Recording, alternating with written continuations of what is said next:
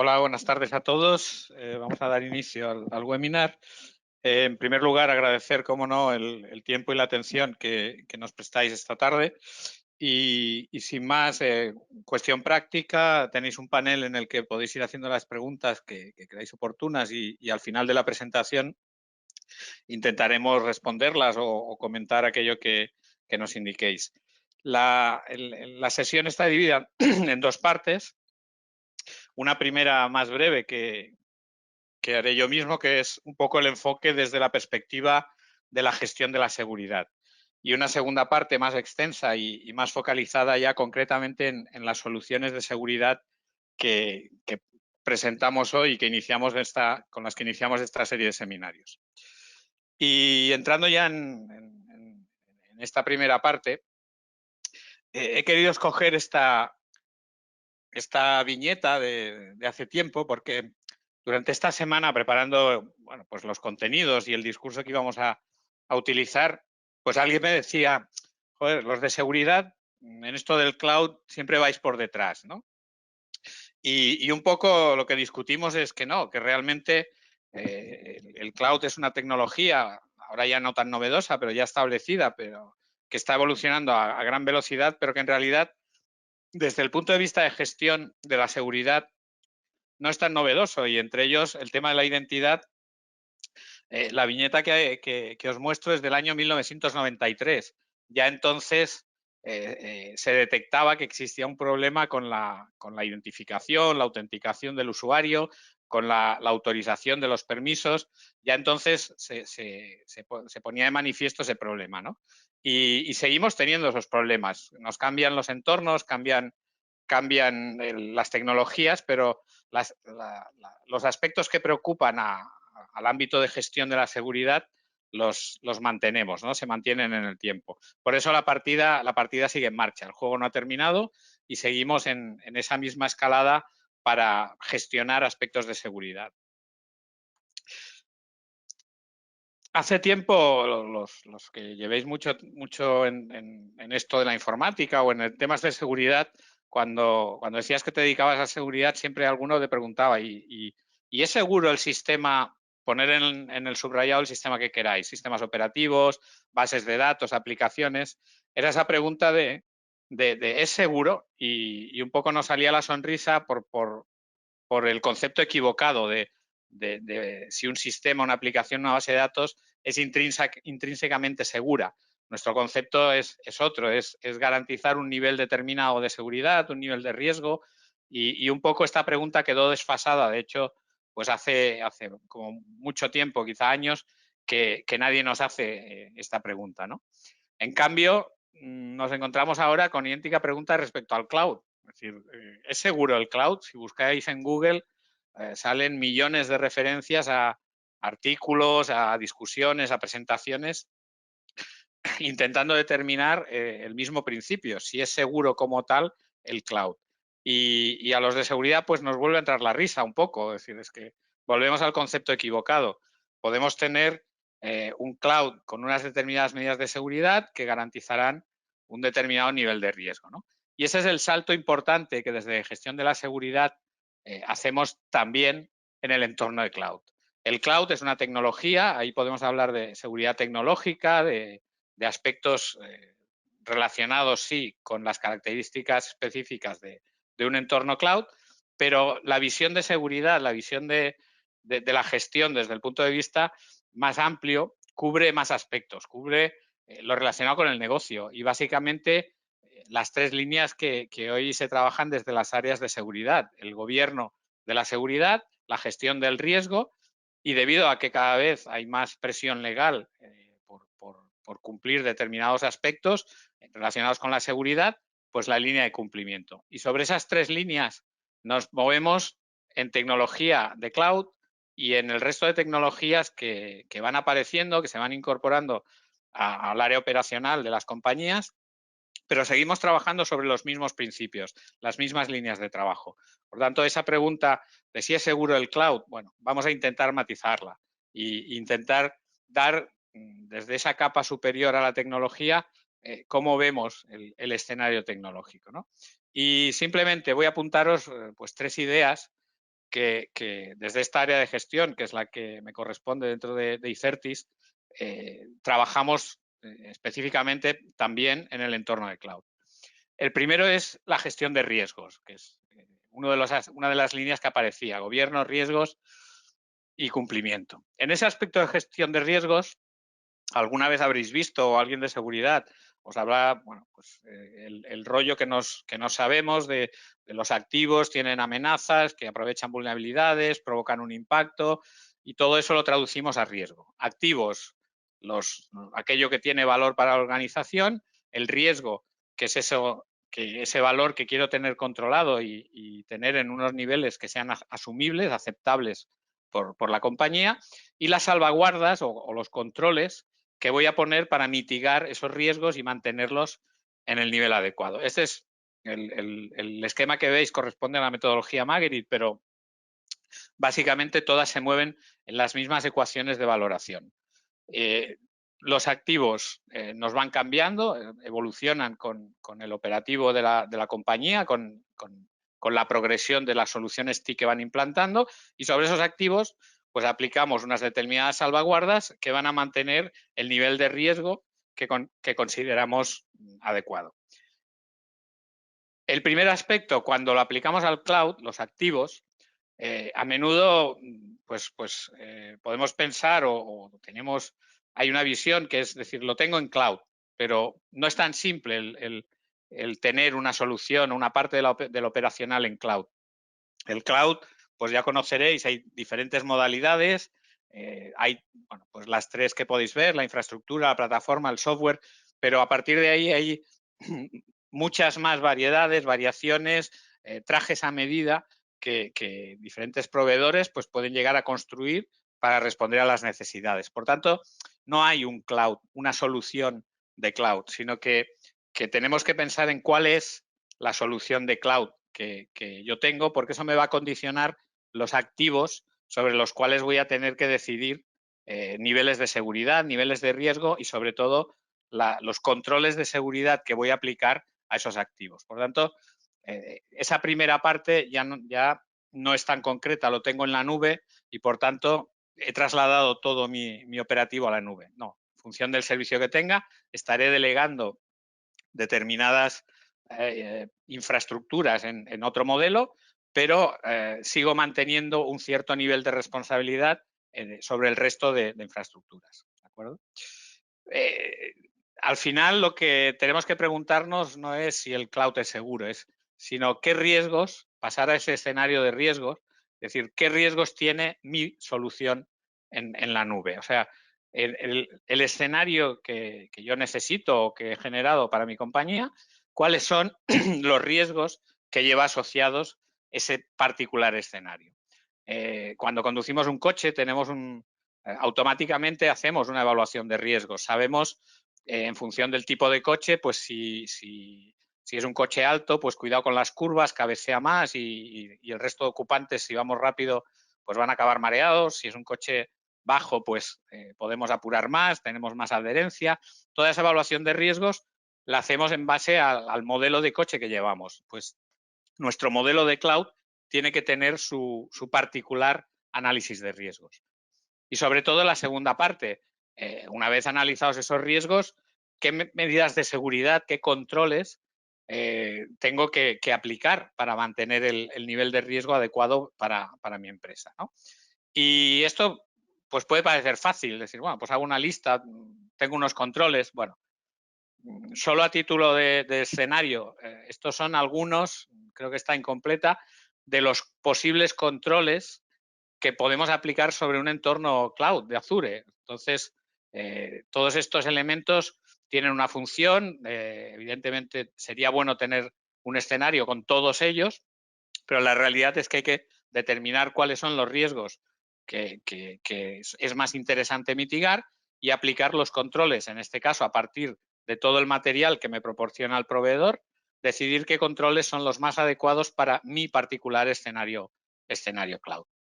Algunas de estas piezas son las que después, en la parte técnica, pues vamos a profundizar y vamos a mostrar un poco cuáles son esas capacidades de gestión a nivel de controles de seguridad. En resumen de este primer punto, planificar. Es necesario la solución, tener claro qué aspectos cubre, qué riesgos tengo y qué piezas voy a colocar para mitigar esos riesgos. En ese ciclo típico del PDCA, de planificar, hacer, verificar y mejorar, toda la parte de planificación toma especial importancia, decidir cuáles son esas piezas esenciales. Y para ello, pues como en los anuncios que aparece, consulte a su farmacéutico, pues consulte a su integrador, consulte a Icertis o a cualquiera de las otras compañías que también operan en este sector y hacen muy bien su trabajo y que nos van a proporcionar esa solución escalada a las necesidades concretas de tanto operacionales como a la capa de seguridad que hay que añadir a ese escenario. El segundo punto que quería comentar desde esta visión de gestión es ese salto entre la seguridad y la tecnología. Y aprovecho una frase famosa, es decir, si lo limitamos, si la seguridad la limitamos al entorno de la tecnología, pues estamos viendo el problema de forma parcial. No estamos teniendo la visión completa de a dónde llega, ¿no? Y en términos de seguridad. Y tampoco es un misterio. De hecho, por ejemplo, Microsoft ya nos da una matriz de responsabilidades y nos indica, pues en cada modelo, dónde queda el ámbito de responsabilidad de la seguridad entre cliente y proveedor. Y puede parecer que con esto ya tenemos delimitados esos escenarios de responsabilidad sobre la seguridad. Pero como os decía, nuestra visión va más allá. La seguridad, nuestra visión y la visión general del mercado. La seguridad cubre 3 ejes principales. La tecnología, uno de ellos, pero también los procesos y las personas. Y tenemos la visión de trabajar en esos 3 ejes para realmente tener un escenario de seguridad. El cloud es una tecnología y tendremos que adoptarla, pero llevar también el uso de esa tecnología hacia el resto de escenarios. Tener en cuenta cómo las personas van a utilizar esa tecnología y qué procesos de negocio, procesos relacionados con la rentabilidad de la compañía, con que la operativa diaria siga funcionando, pues cómo esos procesos aprovechan esa tecnología. De manera que no tengamos una tecnología blindada en términos de seguridad y debilidades en cuanto a otros puntos de los procesos o la propia operativa de las personas sobre esa tecnología. En definitiva, extender la visión del cloud no a la propia solución, sino también al resto de ejes. Y es construir, en definitiva, introducir el cloud en el resto de elementos que ya tenemos o deberíamos tener en mayor o menor medida implantados en la organización. La responsabilidad del gobierno de la seguridad no se puede externalizar. Externalizamos controles, infraestructuras, pero no podemos externalizar la responsabilidad de la gestión del gobierno. Nuestro stack, pues desde la parte de cumplimiento, como os decía, cada vez está más regulado en diferentes sectores el ámbito de la seguridad, las medidas concretas que hay que aplicar. Empezamos por los temas de privacidad, la antigua Ley de Protección de Datos, ahora Reglamento General de Protección de Datos, pero tenemos más leyes, el esquema en el caso de administraciones públicas, proveedores, la ISO cuando hay un esquema de certificación, la ley PIC si son infraestructuras críticas. Cada vez tenemos más presión legal por mantener ese cumplimiento. Y por debajo de eso, pues gestión de riesgos, el marco normativo, las políticas, la continuidad, el gran olvidado porque estos entornos cloud parece que no fallan nunca, y todos esos controles que definimos para mantener nuestro nivel de riesgo sobre, eso sí, una capa tecnológica que hemos externalizado y que no podemos dejar de vigilar. Sobre esa capa tecnológica tenemos que mantener procesos que antes realizábamos sobre nuestra propia infraestructura en CPD o ubicada en local. La gestión del cambio, alinear los análisis de riesgos con los cambios que se produzcan, la monitorización para saber si esos controles están funcionando y en qué medida, y traducir todo eso en indicadores de cara a evaluar eficiencia, riesgo y tener la capacidad de mejorar en esos niveles.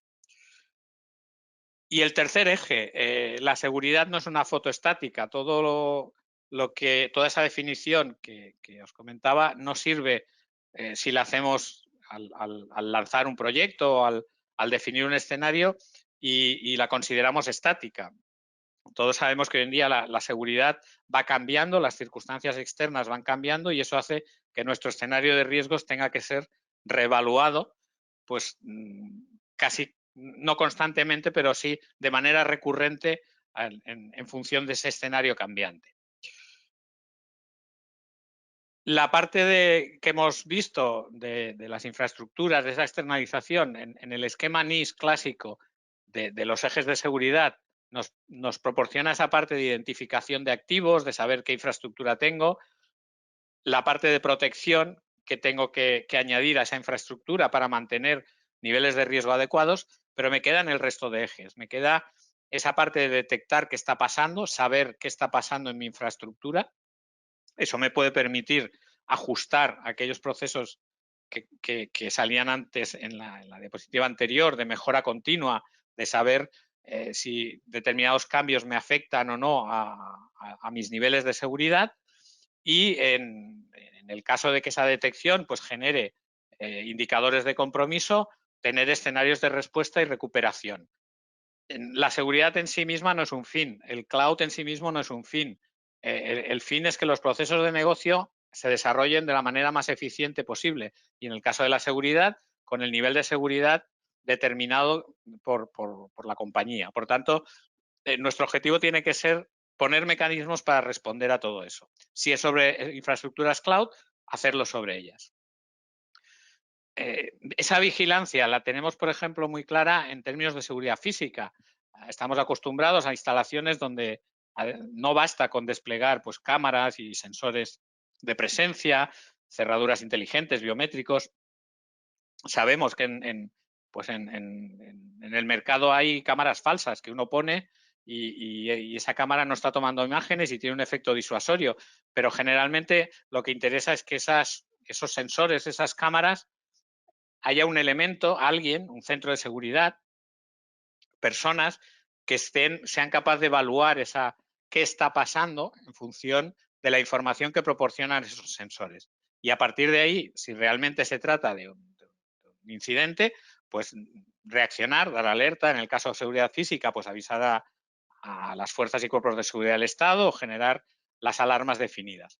En la seguridad lógica tenemos cierta tendencia a quedarnos en la parte inicial, a desplegar controles. Y olvidamos, como os decía, que la seguridad es un proceso, que desplegar controles es el principio, pero que tengo que desplegar también la parte de detectar a partir de esos controles cómo están funcionando y qué está sucediendo, reaccionar cuando esos controles me dan indicadores de compromiso y proteger la operación si estoy siendo atacado.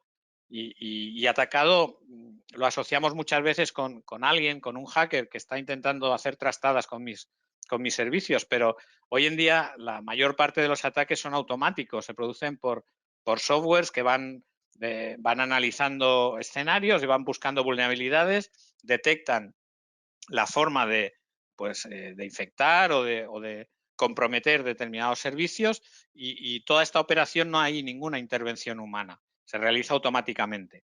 Por tanto, tengo que protegerme de todo eso y responder cuando realmente se produce un incidente, estar preparado y decir, bueno, nos ha pasado, ¿no? Y pasa, o sea, en escenarios, en todos, pero también en el cloud.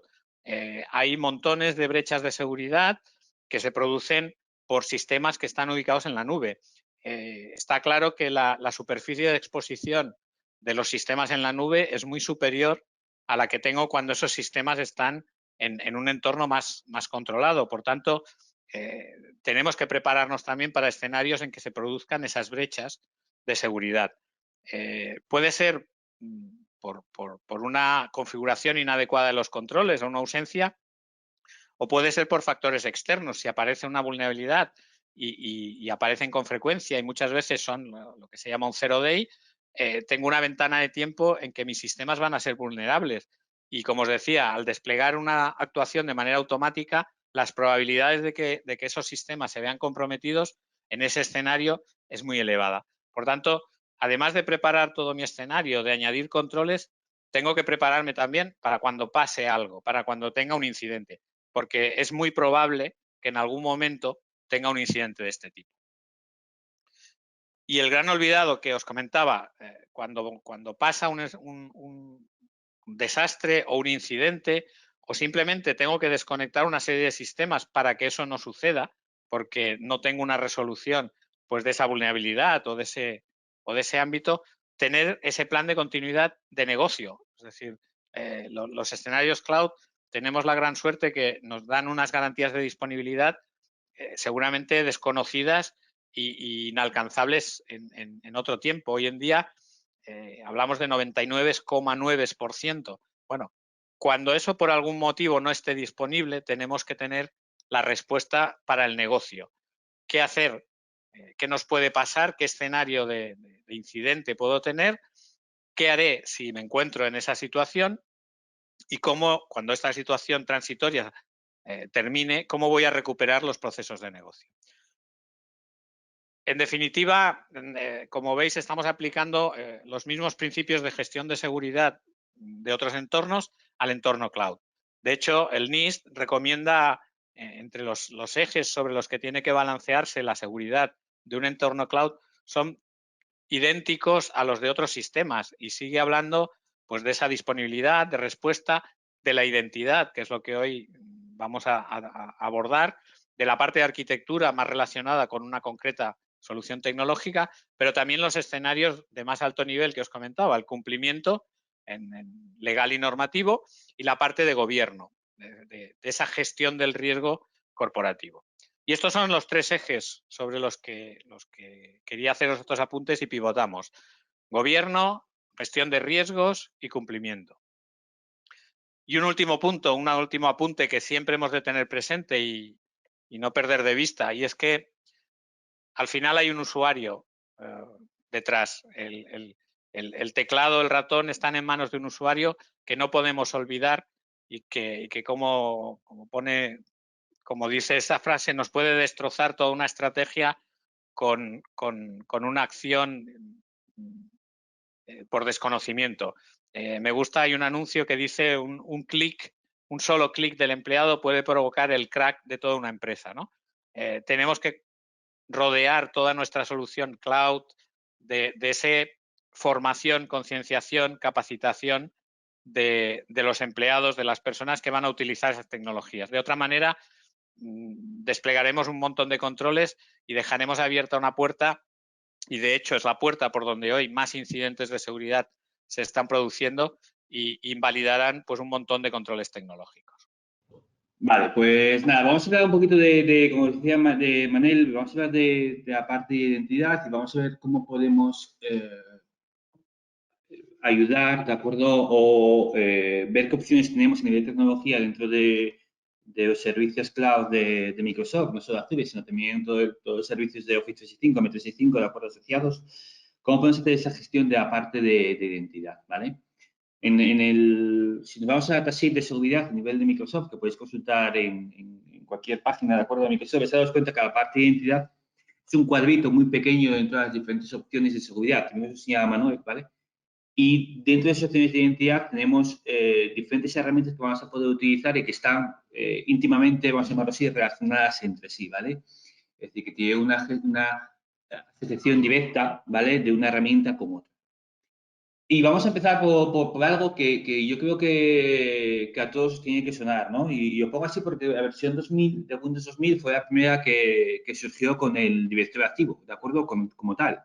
Hasta entonces había un NT, ¿de acuerdo? Había una parte de gestión de usuarios, cosas por el estilo, pues se empezó a llamar como tal directorio activo, ¿vale? O Active Directory Services a partir de Windows 2000, ¿de acuerdo? Windows Server 2000 hacía unos cuantos años, ¿no? Y se ha convertido, entre comillas, más o menos, yo creo que en la gestión de identidad más o menos o prevalente de acuerdo a la mayor parte de las organizaciones, ¿vale? Es decir, que todas las organizaciones tienen un directorio activo de acuerdo a on-premise con un conjunto de controladores de dominio donde al final gestionan la autenticación, autorización y permisos y derechos que tienen los usuarios para acceder a los diferentes recursos on-premise, ¿vale? Esto, lo que ha hecho Microsoft, por llamarlo de alguna manera, es llevar esto, ¿de acuerdo?, a una opción cloud. Es decir, si la gente está administrando la gestión de identidad en entornos locales utilizando su directorio activo tradicional, ¿vale? Vamos a llevar esto mismo, ¿de acuerdo?, a un nuevo elemento en nube, ¿de acuerdo?, que es lo que se denomina Active AD, ¿vale? Es decir, al final Active AD no deja de ser tecnología que nos va a brindar la gestión de identidad, pero como servicio, ¿vale? Y obviamente adaptada a los diferentes servicios, a las diferentes aplicaciones, de acuerdo, que tenemos hoy en día, orientadas fundamentalmente al cloud, ¿vale? Entonces, lo que vamos a inicialmente a ver es cómo llevar ese directorio activo que teníamos on-premise, sea DDS, llevárnoslo a la nube, asociarlo a un Azure AD, y cómo hacer esa gestión de identidad híbrida entre lo que tengo on-premise y lo que tenga en cloud de una forma unificada. Esto imagino que lo conoceréis más o menos, ¿de acuerdo? A nivel de Azure AD, podemos llevarnos el directorio activo on-premise, el Active Directory y Directory Services, de tres formas dentro de Azure AD, ¿vale? La primera opción, que sea, entre comillas, la más, no voy a decir que la más básica, porque realmente no es la más básica, ¿vale? Sí a nivel de configuración y sí a nivel de administración, por llamarlo de alguna manera, pero no a nivel de complejidad o sistema o la tecnología que está por detrás para realizar todo el proceso de identidad, de autenticación, autorización, etcétera, ¿vale? Que es la de Password Hashing, ¿vale?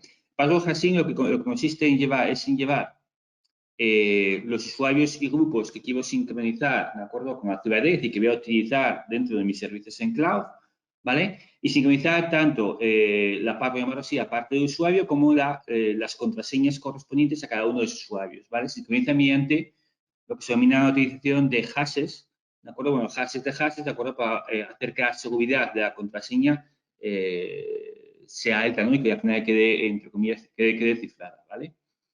Hay una segunda opción, ¿de acuerdo?, que es lo que se denomina PTA o Pass-Through Authentication, ¿vale?, que es un servicio de federación, pero ofrecido como servicio. Es decir, hay que montar infraestructura adicional, ¿de acuerdo?, para poder federar determinadas aplicaciones, ¿no? En este caso, PTA está limitado a la federación para servicios cloud de Microsoft, ¿vale? Tiene ciertas limitaciones. Y lo que hacemos es que lo único que se sincroniza con la parte de Active AD, por llamarlo así, son los usuarios y los atributos asociados a esos usuarios. Bueno, usuarios o grupos, ¿vale?, correspondientes. Es decir, que lo que es el proceso de autenticación se hace en los controladores de dominio que tenemos en nuestras instalaciones on-premise mediante la utilización de unos elementos que se denominan los agentes de autenticación, ¿vale? Que es un pequeño software que se puede instalar en servidores miembro, ¿vale?, que tengan conexión a Internet y que se encargan de hacer esa comunicación entre lo que es Azure AD y lo que es nuestros controladores de dominio on-premise. Y una última, ¿vale?, que es una federación completa, ¿de acuerdo? Es decir, una autenticación mediante federación, mediante los servicios de ADFS o mediante servicios adicionales de acuerdo de federación de un tercero que tengamos, ¿vale? Aquí lo que hacemos es conectar el directorio activo, ¿de acuerdo?, con esa entidad que tenemos con nuestro proveedor de identidad federada, ¿vale? En este caso, por ejemplo, vamos a utilizar los servicios de federación de Active Directory y esos servicios, ¿de acuerdo?, lo que hacemos es que la autenticación se va a realizar vía ese proveedor de identidad federada. ¿Cómo funcionan? ¿Vale? Pues bueno, aquí más o menos tenéis gráficos de cómo funciona el proceso, ¿no? Si trabajamos con PHS, tenemos un usuario tanto interno como externo, ¿vale? Ese usuario cuando intenta conectarse a cualquiera de los aplicativos, ¿de acuerdo?, que tenemos asociados a Azure AD, ya sean aplicativos de Microsoft, por ejemplo, Office 365, Dynamics 365, Intune, Azure, cualquier servicio asociado, ¿de acuerdo?, a servicios cloud de Microsoft, o otros servicios de terceros, ¿de acuerdo?, que estén asociados al servicio de Azure AD. Cuando un usuario intenta conectarse, independientemente de dónde lo haga, ¿de acuerdo?, la autenticación va a ser realizada a través de Azure Active Directory. Y para ello, Azure AD Connect, ¿de acuerdo?, se va a encargar de sincronizar, ¿de acuerdo?, usuarios y contraseñas, ¿de acuerdo?, las hashes con ese Azure Active Directory, ¿vale? Esto lo que permite, ¿de acuerdo?, es, una vez que ese usuario está autenticado, se da un ticket de Kerberos, ¿de acuerdo?, para simular el single sign-on, ¿vale? De tal forma que cuando vaya a acceder posteriormente a otra aplicación de Office 365 o a otro elemento que está asociado a Azure AD, ya realice esa autenticación, ¿vale? Aquí hay que tener en cuenta, ¿vale? Cuando se hace esto es que hay un ciclo de sincronización, ¿vale? Que no se puede bajar, que es 30 minutos, pero que sí que se puede forzar, ¿vale? Bueno, la segunda opción que tenemos es el tema de pass-through, como os comentaba un poquito antes. Aquí en pass-through la única diferencia, como veis, ¿de acuerdo? Es dónde se realiza lo que es autenticación, es decir, que realmente dónde se valida al usuario y se da el token correspondiente, ¿vale? Es decir, cuando un usuario intenta acceder, independientemente de donde esté ubicado, a cualquiera de las aplicaciones asociadas a Active AD, ¿vale? Se va a enviar a petición a Active Directory y ¿de acuerdo? Va a enviar esa petición a través de la agente de autenticación que tenemos en local, instalado en local, a el directorio activo on-premise. Y este directorio activo, ¿de acuerdo? Es quien va a validar a través del mismo agente, ¿de acuerdo? La correcta autenticación y luego a partir de ahí el agente el Active AD va a enviar el ticket error correspondiente para simular el signísimo para el resto de aplicaciones que tenemos integradas en Active AD. Es decir, la validación del usuario y contraseña se hace en local, o se hace en on-premise. PTA tiene ciertas limitaciones, ¿de acuerdo? Que podéis consultar y podemos ver. Por ejemplo, no podemos hacerlo para todo tipo de bosques, o sea, tenemos un número limitado de bosques que podemos agregar dentro de lo que es la Active AD, aunque hay posibilidad de agregar más de un bosque, etcétera. Pero tiene sus limitaciones de acuerdo a poder aplicarlo o no, ¿vale? Habría que estudiar cada caso en particular. Y luego tenemos la opción de autenticación federada, ¿vale? En autenticación federada, bueno, aquí está, en el dibujo está dibujado para los entornos de ADFS, ¿vale? Pero al final el proceso más o menos es muy parecido al que tenemos con PTA, ¿vale? Tenemos los diferentes usuarios, independientemente no se conecta a las aplicaciones que tenemos en Azure AD, va a autenticarse contra Azure Active Directory, el cual, ¿de acuerdo? Va a consultar, ¿de acuerdo? A través del servicio de federación correspondientes, ¿de acuerdo?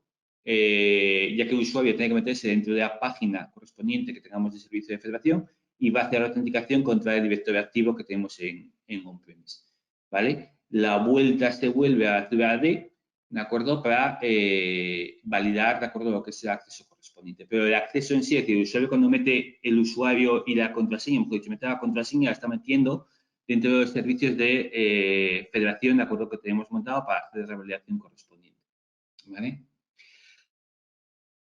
Esta opción de federación, ¿de acuerdo? Como bien decía Manuel, hay que tener en cuenta lo siguiente, ¿vale? Es decir, cuando nosotros trabajamos con Password Hash, delegamos la autenticación, es decir, el acceso a las diferentes aplicaciones que tenemos en cloud en un servicio que es 100% cloud, un servicio que nos proporciona en este caso la nube de Microsoft, ¿vale? Como es Azure AD. Cuando trabajamos con PTA, ¿vale? Aunque delegamos la autenticación en un controlador de dominio local, normalmente ese controlador de dominio está en alta disponibilidad, ¿vale? Y normalmente los agentes que realizan esa autenticación se montan más de uno. De hecho, lo normal es montar 3, ¿de acuerdo? Para dar esta alta disponibilidad, ¿de acuerdo? A nivel de autenticación. Cuando trabajamos con los servicios de federación, pues sucede tanto lo mismo, ¿vale? Entonces, una de las opciones recomendables, ¿de acuerdo? Es que estos servicios de federación, en lugar de estar en el data center local, que estén directamente también en cloud, ¿de acuerdo? En este caso, en Microsoft Azure, ¿vale? ¿Cómo funcionan? Lo mínimo para tener un balanceo es montar 4 servidores, ¿vale? Digo lo mínimo porque es una infraestructura en una única ubicación, aunque vamos a ver luego la distribuida, donde tengamos 2 web application proxy por delante y tengamos 2 servidores de ADFS por detrás, ¿vale? Con balanceadores que se encargan de balancear las peticiones entre cada uno de los servidores de cada una de las capas, ¿vale? De la capa perimetral y de la capa interna. Obviamente se puede montar directamente en Azure y conectarlo directamente al servicio de Azure AD. Y podemos llegar a montar incluso también controladores de dominio locales, de acuerdo, dentro del servicio de cloud correspondiente. Y hay una opción, ¿vale? Que también podemos montar para dar aún mayor disponibilidad, de acuerdo, al servicio, ya que el servicio de ADFS, por alguna razón, no estuviese disponible, no podíamos acceder a ninguna de las aplicaciones que teníamos en cloud, ¿de acuerdo? Es hacerlo redundante, es decir, montar la misma infraestructura en 2 data centers distintos, ¿de acuerdo? Y a través de un traffic manager global, hacer que las peticiones vayan a uno u otro en función de una resolución DNS, de servicio federal, etc. ¿Vale? ¿Cómo escogemos entre una opción u otra? Pues bueno, aquí más o menos tenemos un árbol de decisión, ¿vale? Si nosotros estamos aquí arriba en el inicio, ¿vale? Lo primero que nos tenemos que preguntar es quién queremos que gestione los inicios de sesión, ¿vale? Si queremos que sean en la nube o no. Si queremos que sean en la nube, seguiremos el camino que está hacia abajo. Es decir, ¿queremos forzar la aplicación de directiva de seguridad del usuario durante el inicio de sesión? ¿Sí o no? Si es sí, tenemos que movernos a la derecha, ya que tenemos que irnos a una autenticación contra un control de dominio on-premise. Si es que no, podemos irnos, ¿de acuerdo?, a la opción de PHS, ¿vale? Aquí hay una opción, ¿de acuerdo?, de que se haga un requerimiento de inicio de sesión no soportado de forma nativa por Azure AD, ¿vale? Porque si esto, obviamente, es que sí, ¿de acuerdo?, pues tenemos que cambiarlo, ¿vale? No podemos irnos por este lado. En el árbol de decisión, si nos vamos a la derecha después de los inicios de decisión, pues nos tenemos que preguntar si hay algún requerimiento de inicio de decisión soportado de forma nativa por Azure AD.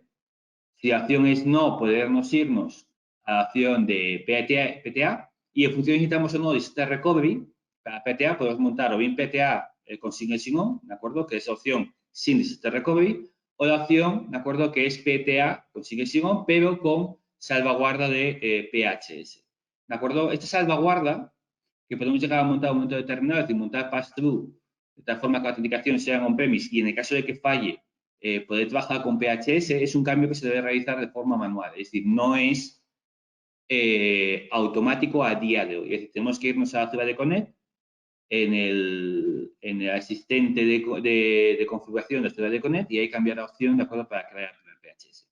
La principal diferencia es cuando yo marco de antemano, no me tiene que hacer o puedo, entre comillas, no hace falta que se complete la sincronización completa que hace inicialmente cuando tú activas PHS para poder empezar a autenticar a usuarios, ¿de acuerdo? Con lo cual el tiempo de disfunción de servicio es mucho menos. Bueno, y en el caso de que queramos integrarlo con un proveedor de federación, ¿vale? Aquí no hay más remedio que irnos a la opción de servicios federados, ¿vale? Entonces, aquí la opción es o irnos con federación o irnos con federación más PHS, ¿de acuerdo? También, igual que sucede con PTA, este cambio es manual, ¿vale? Entonces, insisto, tenemos que irnos a la ciudad de Connect, marcar la opción para que sincronice de forma las contraseñas, ¿vale? Y cuando esto llega a fallar un día, ¿de acuerdo? Igual que lo de PTA, si vamos a fallar y el tiempo de recuperación de ese fallo es mayor que el tiempo de conversión manual a PHS, podríamos llegar a activarlo, ¿vale? Cambiando la de configuración, diciendo que no vamos a ir por federación, sino que vamos a ir por PHS, ¿vale? Bueno, esa es la parte más conocida, ¿no? Porque habitualmente, como casi muchos hoy en día se monta bastante OpenTX 5, casi todos esos elementos de cómo vas a hacer a gestionar la identidad es muy conocida, ¿vale? En los entornos, pero hay algunas opciones, ¿de acuerdo?, que vienen incluidas con muchas licencias de Office 365 y que nos permiten aumentar la seguridad en la gestión de identidad que no son tan conocidas, ¿vale? La primera que vamos a hablar es Privilege Identity Management, ¿vale? Esta opción, o que se conoce como PIN, lo que os permite es utilizar Azure AD, ¿de acuerdo?, para asignar roles a cuentas tanto que sean puramente cloud, es decir, que sean creadas directamente en Azure AD, o bien cuentas traídas de un directorio activo, bien mediante la opción que sea sincronización, pass-through, federación, y asignar roles, ¿de acuerdo?, a esas cuentas para bien para acceder a recursos que tenemos en propio Azure o bien para acceder a determinadas aplicaciones o determinadas consolas de administración a nivel de Microsoft 365, ¿vale? Entonces, lo que nos permite PIN, entre comillas, es tener la capacidad para administrar, controlar y monitorizar lo que sea acceso a nuestra organización en entornos cloud de Microsoft, ¿vale? Y algunos elementos que vamos a poder, pues es, por ejemplo, crear roles, ¿de acuerdo?, que nos requieren aprobación para hacer activación, ¿vale? Es decir, yo puedo, por ejemplo, conceder, imaginaros, ¿no? Imaginaos que tengo uno de mis usuarios necesita tener cada X tiempo, ¿vale?, un rol de administrador de Change Online, ¿vale? Entonces, lo que puedo hacer es modificar el rol de Change Online para que, por ejemplo, me pida de administrador de Change Online para que cuando alguien me solicite ese rol, yo tenga que aprobar, ¿vale?, el mismo y concederse al usuario para que lo pueda utilizar cuando quiera, pero previa aprobación mía, ¿vale? Eso podemos hacerlo a través de PIN. Luego os explico un poquito en el cómo verlo, ¿no?, el cómo hacerlo, ¿vale? También puedo forzar a que un rol determinado requiera multifactor o requiera MFA, ¿vale? O que requiera una justificación de por qué se va a utilizar ese rol en un momento determinado, ¿vale? Y eso puedo utilizarlo tanto con roles asociados a CRD, ¿vale? Tipo administrador de sitios online, administrador global de solo lectura, ¿vale? O para acceder a determinados recursos dentro de Azure, ¿vale? Unos elementos que también nos permiten, en caso de acceso a recursos de Azure, ¿de acuerdo? Es utilizar el just in time, ¿vale? Es decir, a petición de acceso a una determinada máquina o un determinado recurso durante un tiempo limitado para hacer determinadas tareas de administración, ¿vale? Bueno, os lo voy a enseñar un momentito aquí. Vale, ¿veis la pantalla? Sí, ¿no? He compartido la pantalla, ¿no? Bueno, la consola de Ping, un segundito, que la tengo aquí, ¿vale? Si me voy, bueno, estoy utilizando un tenant que tenemos montado, ¿vale? Tenemos el consolita de Privacy Identity Management, ¿de acuerdo? Que es Ping, ¿vale? Bueno, vosotros cuando accedéis con un usuario, independiente, bueno, habéis visto estoy con un usuario que es administrador en este tenant de Azure, ¿vale? Pero si tratásemos con un usuario normal y corriente, más o menos veríamos los mismos elementos, ¿vale? Por un lado tenemos lo que son en la parte de tareas, los roles que se me han concedido a mí y que yo puedo utilizar, es decir, me voy aquí en mis roles, los roles que tengo en un momento determinado asignados y que voy a poder en un momento determinado activar. De hecho, si te das cuenta, con las asignaciones aptas, activas, esperadas, ¿vale? Y por otro lado, ¿de acuerdo? Tengo las opciones de solicitud o de aprobaciones que recibo. Es decir, todo esto sería relacionado a mi persona y esto, como estoy como administrador, sería lo que yo puedo administrar, ¿vale? Entonces, cuando yo voy a parte de roles de Azure AD, ¿de acuerdo? Puedo ver los diferentes roles que tengo, asignarlos, modificarlos, etcétera, etcétera, ¿vale? Pero si voy a roles, ¿vale? Aquí veo los diferentes roles que hay. Entonces voy a coger uno, ¿de acuerdo? Que sería, por ejemplo, administrador global o lector global, ¿vale? Para que veáis qué puedo configurar. Entonces yo aquí, ¿de acuerdo? Veo la asignación. En este momento no tengo nadie asignado, pero sí veo la descripción del mismo, ¿vale? Es decir, con todos los permisos que puede hacer este rol, ¿vale? Y tengo la posibilidad de hacer la configuración, ¿vale? Entonces yo puedo editar este rol y puedo decirle, mira, por defecto, ¿vale? La duración máxima de activación de este rol es de 8 horas. Es decir, una persona cuando active este rol va a poder tenerlo activado durante máximo 8 horas. Va a requerir MFA. Puedo requerir o no justificación de activaciones. Puedo requerir o no aprobación, ¿vale? Puedo seleccionar qué aprobadores, ¿de acuerdo? Van a tener que aprobar este rol de lector, ¿vale? Puedo establecer, como veis, puedo establecer diferentes opciones de acuerdo a la hora de configurarlo, ¿no? De igual manera, puedo establecer diferentes asignaciones, ¿vale? Que la asignación sea permanente o no, o solo que expire al cabo de X tiempo, ¿vale? Que las asignaciones activas estén permanentes o no, o requerir que se caduque cada X tiempo, requerir MFA para la asignación activa, ¿de acuerdo? Y luego aparte de notificaciones. Es decir, una vez que yo tengo, ¿vale? El rol configurado, lo único que tengo que hacer es coger ese rol y asignárselo a alguien, ¿vale? Entonces, iría a los roles de Azure AD, iría a asignar, ¿vale? Y agregaría una asignación, ¿vale? Entonces buscaría el rol y diría, pues mira, el lector global, un segundito que no se me, que creo que me lo he saltado, lector global, ¿vale? Se lo voy a dar al miembro, pues a los miembros correspondientes, ¿vale? Ya tengo aquí uno que se llama prueba, ¿vale? Este mismo usuario, lo selecciono, ¿de acuerdo? Se puede hacer a nivel de usuario o a nivel de grupo, ¿de acuerdo? De esta asignación. Le diría siguiente, ¿vale? Le diría qué tipo de asignación quiero mantener, ¿vale? Si es apto, es decir, que él la solicitó en un momento determinado, o sea, que va a activar ya, y puedo establecer durante qué periodo de tiempo. O sea, voy a establecer, por ejemplo, desde hoy a las 4:46 hasta hoy a las 20:46, ¿vale? Asignaría y este usuario que, vaya, supera el máximo permitido. Vale, pues vamos a ponerle 17,26. No me acuerdo cuánto está puesto como máximo.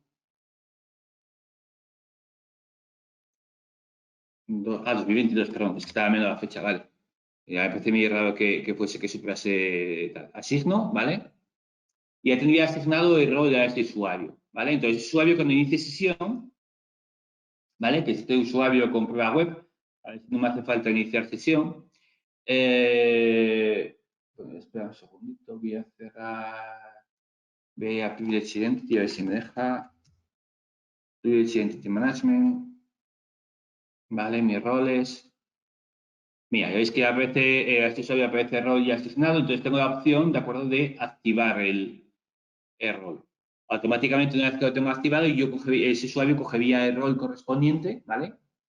Y podría ser lector global de toda aquella parte del directorio, ¿vale? Con todos los permisos que vimos anteriormente. Al cabo de las 5:46 ya no tendría disponible ese rol y por lo tanto no podría utilizar los permisos correspondientes al mismo. Eso es un poquito lo que es Privilege Identity, ¿vale? Una de las opciones que podemos configurar dentro de Privilege Identity es MFA, ¿de acuerdo? Multifactor Authentication, ¿vale? Al final, el típico uso de usuario y contraseña ha quedado un poquito, no desfasado, porque al final seguimos teniendo que utilizarlo, ¿no? Pero como un elemento obsoleto a nivel de gestión de identidad y es necesario añadir elementos adicionales, ¿de acuerdo?, para verificar la identidad de un usuario, ¿vale? Al final aquí trabajamos con MFA, ¿de acuerdo?, o autenticación multifactor, ¿vale? Al final el MFA consiste en la utilización de 2 o más elementos, es decir, algo que tú conoces, como puede ser una contraseña o puede ser un PIN, ¿vale? Algo que tienes, como puede ser un teléfono, una tarjeta, un token de hardware, ¿vale? Y algo que físicamente te identifica, ¿no? Como puede ser una huella dactilar, un escáner de retina, elementos biométricos, cualquiera de estos elementos, ¿no? Entonces, normalmente lo que hacemos es activar 2 de estos factores, ¿vale? Es decir, muchas veces está el típico que es la contraseña o PIN, ¿de acuerdo? Y luego a través del teléfono, que puede ser con diferentes opciones, que puede ser llamada, mensaje, aplicación de códigos, etcétera, etcétera, para verificar que la persona que está al otro lado, ¿de acuerdo?, es quien dice ser que es. ¿Cómo funciona el MFA? ¿No? Pues como os comentaba un poquito antes, ¿no? Tenemos nuevamente, en el caso de Azure AD, nos permite trabajar con múltiples dispositivos, tanto Android como iOS, nos permite trabajar con diferentes tipos de aplicaciones, ¿vale? Y nos permite trabajar con diferentes métodos, ¿de acuerdo? Que podemos permitir al usuario que escoja el método que quiera para, como segundo factor de autenticación, ¿vale? Bien mensaje de texto, bien llamadas o bien a través de una aplicación móvil como puede ser Microsoft Authenticator, ¿vale? Y esto es un poquito cómo funciona. Es decir, cuando el usuario intenta acceder a una aplicación que teníamos asociada a Azure AD, me da igual que sea Office 365, Dynamics, o sea cualquier otra aplicación que esté asociada ahí, ¿vale? Entonces, cuando sucede eso, la autenticación va a ser desarrollada por Azure AD, nos pedirá el usuario y contraseña correspondiente y luego nos pedirá, ¿de acuerdo?, siempre que MFA esté habilitado, nos preguntará por un segundo factor de autenticación, ¿vale? Ese segundo factor de autenticación está previamente configurado para el usuario y puede ser lo que os comentaba antes, un mensaje de texto, una llamada telefónica, o utilización de un aplicativo con un código, ¿vale? Y ese usuario tiene que validar o bien el mensaje, o bien la llamada, o bien el código, ¿vale?, para poder acceder a la aplicación correspondiente, ¿vale? Eso es cómo funciona MFA. MFA es un evento de seguridad que está muy chulo, ¿vale? Y que funciona bien y que está prácticamente incluido en todas las licencias, ¿de acuerdo?, a nivel de Microsoft 365 o a nivel de Azure, pero que tiene un elemento adicional, ¿vale?, que nos permite, entre otros elementos, pedir MFA a un usuario en función de determinadas condiciones. Es decir, por ejemplo, si un usuario que está conectado, está en su oficina, o está en la oficina, nosotros conocemos la IP pública por la que salimos desde la oficina, podemos a lo mejor no requerirle MFA. Pero en cambio, si ese usuario se mueve a su casa, ¿vale?, con el mismo dispositivo o con otro dispositivo cualquiera, intenta acceder a la misma aplicación, como está desde su casa, sí requerirle MFA. Eso es lo que nos permite hacer con Conditional Access, ¿vale?, que también está incluido en muchas licencias de Azure AD o muchas licencias de 365. Con Conditional Access es la capacidad que tiene Azure Active Directory que os permite funcionar, os permite forzar determinados controles de acceso en función de un conjunto de condiciones que vosotros especificáis, ¿vale? Que vosotros gestionáis en una única ubicación, ¿vale? Que es la consola de condicionantes que tenéis dentro de Azure, ¿vale? ¿Qué condiciones podemos tener? Desde ubicaciones de usuario, ¿vale? Es decir, desde que se ubiquen, que el usuario intente acceder a una determinada IP pública o desde IPs públicas asociadas a un determinado país, ¿vale? Y en función de eso, requerir o no MFA o incluso denegarle el acceso o permitirle el acceso sin pedir absolutamente nada. Basado en dispositivo, es decir, si el dispositivo es compliance o el dispositivo está unido al dominio, sí permitir el acceso sin, por ejemplo, requerir MFA. Si está haciendo desde un dispositivo no conocido, no gestionado o no compliance, sí requerirle, por ejemplo, MFA. O incluso podemos hacerlo basándonos en aplicaciones. Es decir, para acceder a Microsoft Word, no te requiero nada, pero para acceder a tu correo electrónico, sí te requiero que cumplas determinadas condiciones a nivel de autenticación, ¿vale? Por ejemplo, requerirte opción de MFA, ¿vale? O que lo hagas desde un dispositivo que sea compliance. Y también hay una opción, ¿de acuerdo?, que es basado en riesgo, ¿vale? Es decir, vamos a ver más adelante que Microsoft tiene una herramienta que lo que hace es, utilizando diferentes plataformas de inteligencia artificial, decidir cuándo el inicio de sesión de un usuario es de riesgo o no, en función de diferentes elementos. Por ejemplo, como un usuario acaba de iniciar sesión desde una IP pública ubicada en España y a cabo de 30 minutos lo está haciendo desde una IP pública que está ubicada en Estados Unidos. Bueno, es un ejemplo, ¿vale? Eso lo considera como riesgo y podemos hacer una política que impida el acceso de ese usuario. ¿Cómo hace esto Conditional Access? Bueno, el diseño es relativamente sencillo, ¿vale? Lo que tenemos es un usuario que está ubicado en una ubicación X, ¿vale? Con un dispositivo X el que sea, ¿vale? Y está saliendo a Internet o está accediendo a una aplicación determinada, ¿vale? Entonces, cuando el usuario intenta acceder a esa aplicación, hay un conjunto de condiciones que son chequeadas a través de lo que se denominan políticas. Entonces, esas políticas se pueden aplicar a una aplicación, a un usuario, a un tipo de dispositivo, a una ubicación, ¿vale? Y en función de esas políticas que se aplican a esos determinados elementos, hay un conjunto de condiciones que debe cumplir el usuario para poder acceder a la aplicación. Esas condiciones, si se cumplen, varias o todas, en función de lo que yo marque, permitirá o no el acceso a la aplicación correspondiente, ¿vale? La aplicación, insisto, puede ser una aplicación de Microsoft Cloud o cualquier otra aplicación que esté gestionada desde Azure, ¿vale? No solo aplicaciones de Microsoft. ¿De acuerdo? Entonces,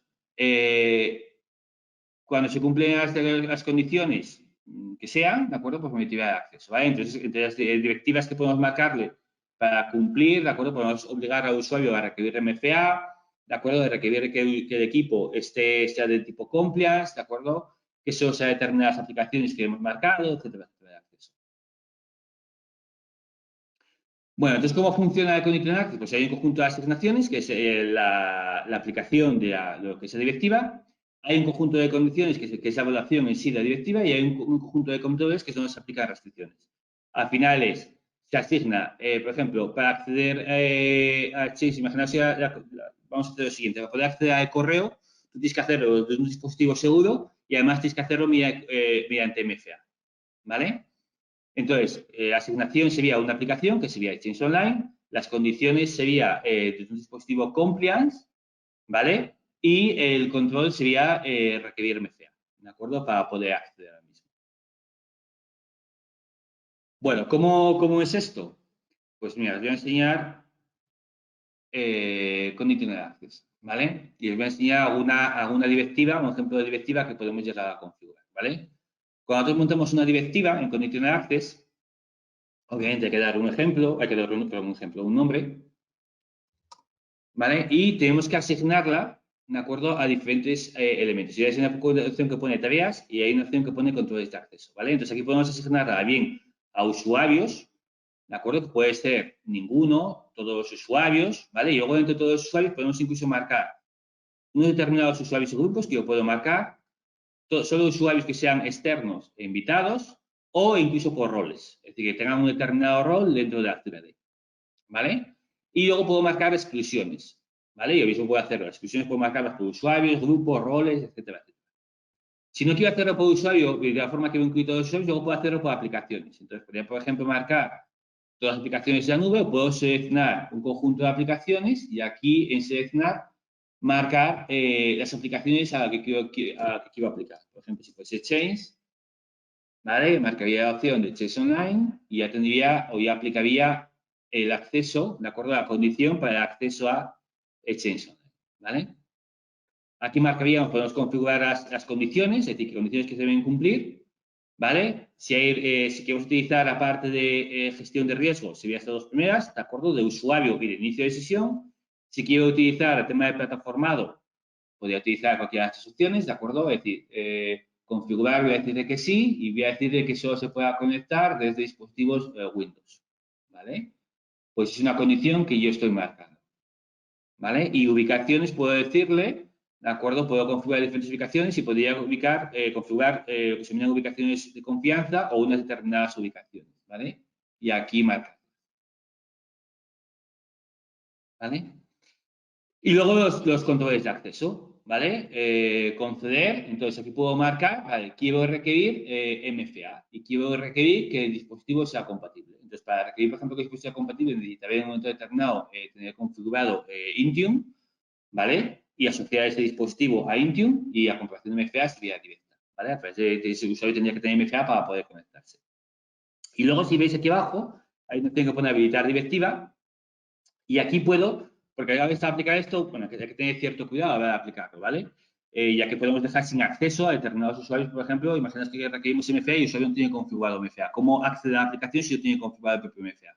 Podemos marcarlo inicialmente con una opción de solo informe, de tal forma que nos notifique qué usuarios están cumpliendo esa directiva para lo que es el acceso y seguir permitiendo ese acceso normal y corriente, pero que me sirva a mí de estudio para posteriormente marcarlo como activado o tenerla inicialmente desactivada de acuerdo que funciona como una especie de pequeña plantilla que nos informa, ¿vale? Cuando tenemos las directivas creadas, ¿vale? Y nos vamos a una de ellas, en la parte inferior de la misma, ¿de acuerdo? Podemos ver qué opciones nos está aplicando y qué opciones no a la directiva, ¿vale? Y podemos llegar a ver en un momento determinado cómo se aplica o no la misma. De hecho, hay una opción de what if que tenéis aquí, ¿vale? Que os permite especificar un usuario, una aplicación, desde una IP determinada y aquí os dice qué directivas se van a cumplir o directivas de condiciones se van a aplicar o no a ese usuario, ¿de acuerdo? En función de la aplicación y demás. Bueno, el último que os quería enseñar como parte es lo que se denomina Identity Protection Management, ¿de acuerdo? Eso que comentaba yo un poquito antes de la lógica, ¿de acuerdo? Que va a tener Microsoft y que tiene integrado con muchas de las licencias de Microsoft 365 y de ActiveAD para gestionar los riesgos de inicio de sesión. Es decir, utilizar una lógica de riesgos de inicio que es totalmente complementaria y se puede meter a la regla de acceso condicional, de acuerdo que hemos visto anteriormente, ¿no? Entonces, Identity Protection es una herramienta que permite a vuestra organización pues automatizar todo el proceso de detección y remediación de riesgos asociados a lo que es la identidad, es decir, al acceso de usuarios o inicio de sesión que tengan un determinado nivel de riesgo para vuestra organización, ¿vale? Investigar esos riesgos, ¿vale? Utilizando los datos que os muestra el portal, como los que tenéis aquí en pantalla, ¿vale? E incluso podéis exportar esos datos de detección de riesgos a una aplicación de terceros para hacer un análisis avanzado, ¿vale? De hecho, dentro de la información o de los riesgos que calcula Identity Protection, ¿vale? Pues están, por ejemplo, acceso de direcciones IP anónimas, propiedades de inicio de sesión que no son comunes, no son habituales para lo que es un usuario, IPs asociadas a malware, leakage credentials, ¿de acuerdo? Viajes no normales, ¿de acuerdo? Es decir, como sois iniciados en una ubicación que no corresponde habitualmente, etcétera, etcétera, ¿vale? De hecho, esto, si os lo enseño un segundito, creo que tenía por aquí, vale, sí, tenía por aquí un ejemplo, ¿vale? Identity Protection, ¿vale? Entonces, si fijáis, os saca diferentes, diferentes informes, ¿vale? Aquí hay una opción que no saqué, bueno, podemos comentarla, ¿vale? Que es la opción de configurar diferentes directivas, pero que yo siempre recomiendo hacerlo por MFA, ¿vale? Es decir, si tenemos MFA es mucho más, perdón, MFA, acceso condicional, ¿de acuerdo? La gestión, porque nos permite tener más granularidad, ¿de acuerdo? A aplicar las directivas, ¿de acuerdo? Que por este lado. Pero de todas formas, podemos ver cosas tan interesantes como puede ser esto, ¿no? Podemos ver los inicios de sesión y podemos ver usuarios que tienen en un momento determinado inicio de sesión de riesgo, ¿vale? Es un segundito de si carga para que veáis un poquito de ejemplo. Un momentito. Vale. Entonces, por ejemplo, vemos uno, ¿vale? Un usuario, y justo debajo nos dice por qué lo considera un inicio de sesión de riesgo, ¿vale? Entonces, vemos aquí la pantalla de detecciones de riesgos, vemos el zona iniciado, dice que IP pública en riesgo, el nivel de riesgo, ¿vale? Y aquí vemos las características avanzadas desde dónde ha iniciado, ¿vale? En este caso, ha iniciado desde un dispositivo Android, parece, ¿de acuerdo? Desde IP pública a las 4:48, ¿vale? En tiempo real y vemos un poquito las posibles detecciones que ha hecho el usuario, ¿vale? Y porque ha sido identificado como tal, como inicio de sesión de riesgo. Entonces, bueno, es interesante y al final esto bueno, nos puede dar determinada información de acuerdo de por qué ese usuario ha sido declarado como tal, ¿vale? Hay los recientes, la historia del mismo, ¿vale? Si hay algún tipo de tal y podríamos llegar a ver cómo aplicar determinadas remediaciones en función, ¿vale? Es decir, podríamos ir a Azure ATP, a Azure Advanced Threat Protection, ¿de acuerdo? Para analizar un poquito más el evento. Podríamos restablecer la contraseña a lo que es el usuario de forma directa, etcétera. O sea, podemos tomar acciones en función del tipo de riesgo, ¿vale? Desde entrada baja, ¿de acuerdo? No hay muchos detalles del mismo, ¿vale? Y bueno, vemos un poquito desde qué es lo que has sostenido, ¿vale? Más o menos con el mismo, desde qué aplicación ha iniciado la sesión, etc. Bueno, pues esto es un poquito lo que os quería contar, ¿vale? En relación a la gestión de identidad o parte de la gestión de identidad que tenemos en Microsoft, ¿vale? O tenemos dentro de los servicios cloud de Microsoft. Podríamos hablar otro día de actividad de Domain Services, ¿de acuerdo? Servicios avanzados de identidad. Podríamos hablar de elementos adicionales, como puede ser asociar esto a un Sentinel, asociarlo a un Security Center, ¿vale? Etcétera, etcétera. Es decir, dentro de los elementos que vienen asociados a Azure y Azure AD, de acuerdo a los otros elementos que podemos tener, de acuerdo a nivel de gestión de identidad. Bueno, pues cerramos la sesión. De nuevo, muchas gracias a todos por el tiempo y atención. Y bueno, si a partir de esta información en cualquier momento pues hay algún comentario, pues por ahí andan nuestras direcciones y podéis contactar y ampliar pues todo lo que hemos explicado.